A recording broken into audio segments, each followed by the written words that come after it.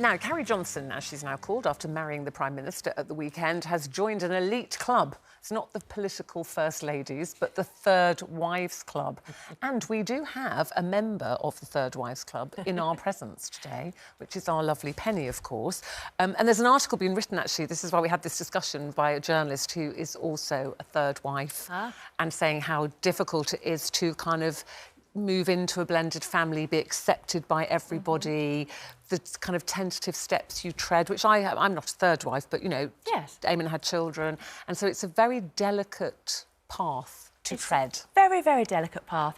I met Rod when I was about 27 and wanted children of my own.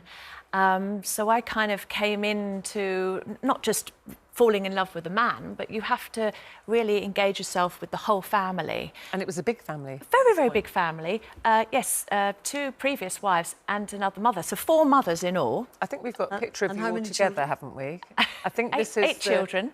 8 children. Have we got the picture? Have we got the picture? There it is, yes. So you say it's not the 3 wives there, 4 wives? It's the 4 mummies. 4 mummies. 4 mummies. The mama. So Alana in the flowery dress, and myself, and the other side is Kelly. And then Rachel, who has Liam and Renee. And in fact, Kelly, when I first got pregnant, she was an interior designer at the time, and I had her design and do up the nursery. That was good to incorporate. Yes. So not only did you have to tread carefully with the children and be introduced to the children, the ex-wives come into that and the mothers. Yeah, because at the end of the day, I just thought it's all for the children's sake.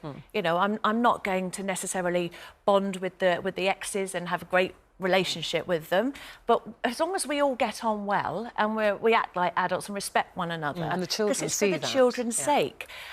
So I would always invite them over, always suggest that all the children come and have dinner, or, you know, when it's a birthday party, of course all the mums come. How were the children to you, though? Because the children are very loyal to their parents, aren't they? Of course. So when you come into that relationship... Well, there'd been many girlfriends along the way as well, so you do get judged, and, you know, you're going to be perceived as, oh, you're going to be just like the others. And, you know, they do test you, but I think if you can just be yourself right from the beginning, and I'm sure Carrie's an intelligent enough woman to realise that if you just show love, love will eventually reap its rewards. It just takes time. Did their attitude change when you stopped being a girlfriend and became a wife? Did that make a difference in terms of the children? It did make a difference. All of the kids were at the wedding bar one, and it was a joyous occasion, and we'd already had Alistair at that time, and I think that helped as well, because they recognised that I wasn't joining a big family to break them up, and it was just going to be Rod and I and the new baby. I made it very clear that we were as one. And what's so beautiful now is I love the fact that my boys, 10 and 15, have the closest relationship with their other brothers and sisters. Well, I have that as well with Jack. I was very, very aware Eamon's very close to his children, and I was very aware when I had Jack that they didn't feel pushed out, that they didn't think that as soon as she has that baby, that'll be us, and Dad won't want to see us or know us, and that's all of us. That's Eamon's OBE party.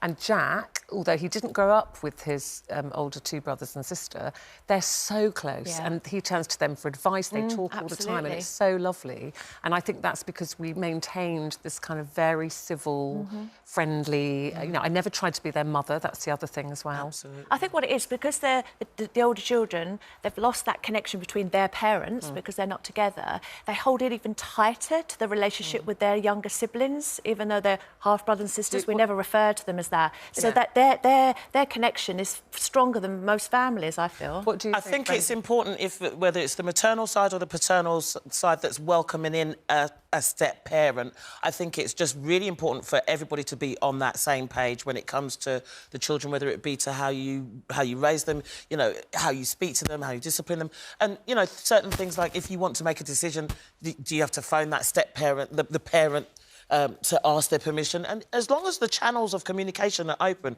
I think everything can always be successful. How did you navigate that? Well, it was very important. I mean, not only did I had 2 black children and my husband was white, so, you know, there was a big thing that to begin with of don't feel uncomfortable. It felt a bit awkward and uncomfortable because you got people staring at you. And we just made sure that we never allowed the children, don't go to Daddy, they called him Daddy, don't go to Daddy behind my back if I say something. And we made that very, very clear to the children that they couldn't get away with that. And, you know... disciplining is hard. Disciplining is hard. Yes, I was just going to say, from a different perspective, I'm a second wife, not a third wife, Penny. But Stephen had 2 sons and a number of grandchildren. I obviously had 3 children and, again, grandchildren coming along. But so we lived together for a few years. And then, when we decided to get married, we got married in church because we wanted to be married in church. We wanted to say to all the family, look, this isn't just a boy-girl relationship thing. This is for real. And everybody came up the aisle because Stephen's 2 sons were best men. My 2 boys gave me away, probably glad to give me away.